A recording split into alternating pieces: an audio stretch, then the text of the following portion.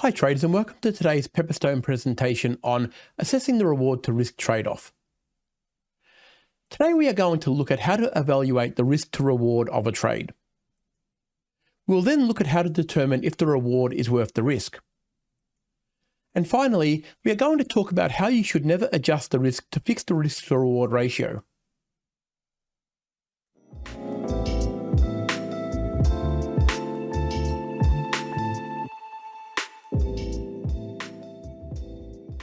Understanding the reward to risk ratios of trades is one of the most important components of a successful trader and can be the difference that separates successful traders from the rest. So let's first understand what reward to risk ratios are. As you can see on the screen, the 1-to-1, 2-to-1, 3-to-1, 4-to-1, and 5-to-1 is basically the ratio that represents how many paths risk you are prepared to take for the amount of reward that a trade will give you. Now, generally, short-term scalpers would be looking for reward to risk of around 1-to-1 and 2-to-1, but the longer-term investors and swing traders would be looking for those higher ratios of anywhere between 3-to-1 or 4-to-1 and even greater. Let's now take a look at what that would look like in an actual market condition.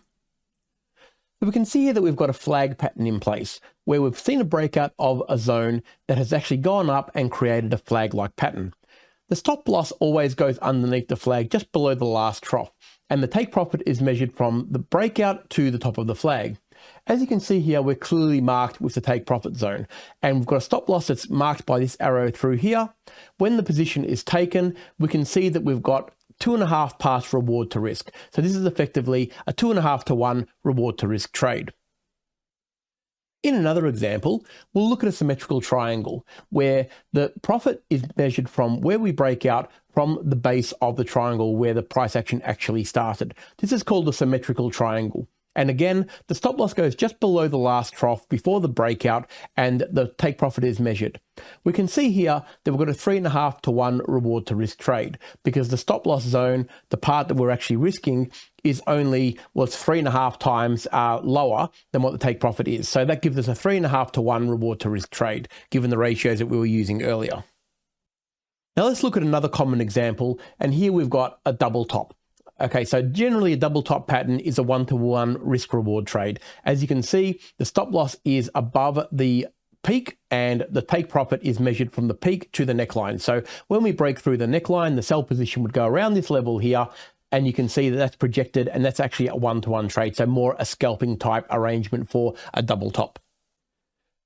Now, as you can see from those three examples, some of the patterns really lend themselves to investment or swing trading, and some of them are scalping.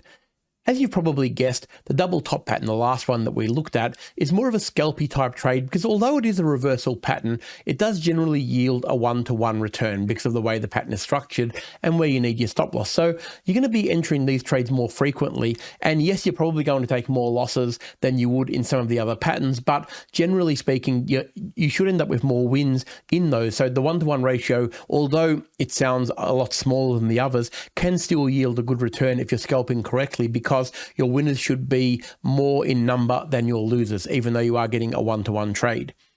For the other two, the flag pattern and the triangle pattern, they generally yield a bigger reward to risk ratio, but they don't appear as often. So they're more lending themselves to investment type traders and also swing traders. They're going to be in for the market for a little bit longer than those 1-to-1 ratio trades.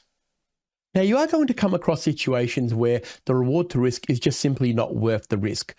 And we can see in the example that we can have here on the screen now where a double top is in play. So the example that we saw last, but what is also prevalent in this chart is a support line where the previous touches of this line are going to cause a potential issue for the take profit. So we can see we've got a pattern take profit down here, but the support line is about halfway through that initial target. So the market is going to potentially find trouble well and truly before the take profit is hit. So if we do have trouble at this point here, that is really making this risk reward not really worth it because it can reverse quite simply before it actually reaches its take profit and take you out of that trade.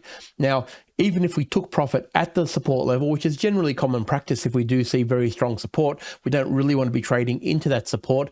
That is going to make that trade risk reward too low. It's basically a half to 1 risk. So that's not really an ideal, even for a scalping standpoint where you are going to get a lot of trades in. That is not ideal. So they're generally the trades that we would probably stick away from because the reward to risk is simply not worth it.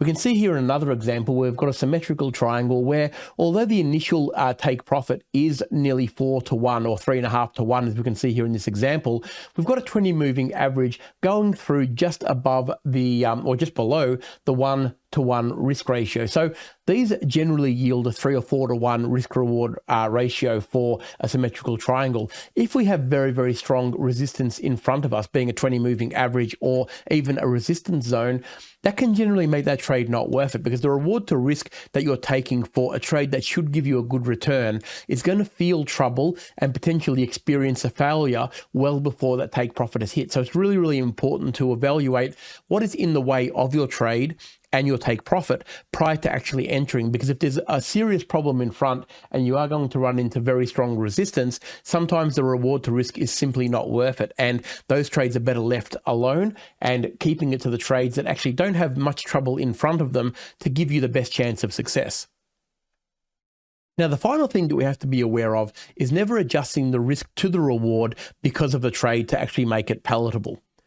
Now, by that I mean moving your stop loss, as we can see here in the example, for the double top pattern again, we'll use that as the example, moving the stop loss down so it actually fits in where the take profit would be at the support level. So we can see here that we've got the support level in the same place. The take profit for the pattern is well lower, but what we don't want to do and what we certainly want to avoid doing is actually moving the stop loss down so the risk and reward meets where the stop loss would be and where the take profit would be if the support made the pattern fail. All we're doing there is really limiting the ability for the pattern to play out with its proper stop loss and take profit zone and trying to curve fit what we're trying to achieve just to keep the reward to risk lower. We don't want to be doing that. We need to let the pattern play out. And if there is resistance in the way or support in the way in the way of a double top, we need to just let that trade go and look for the next best opportunity.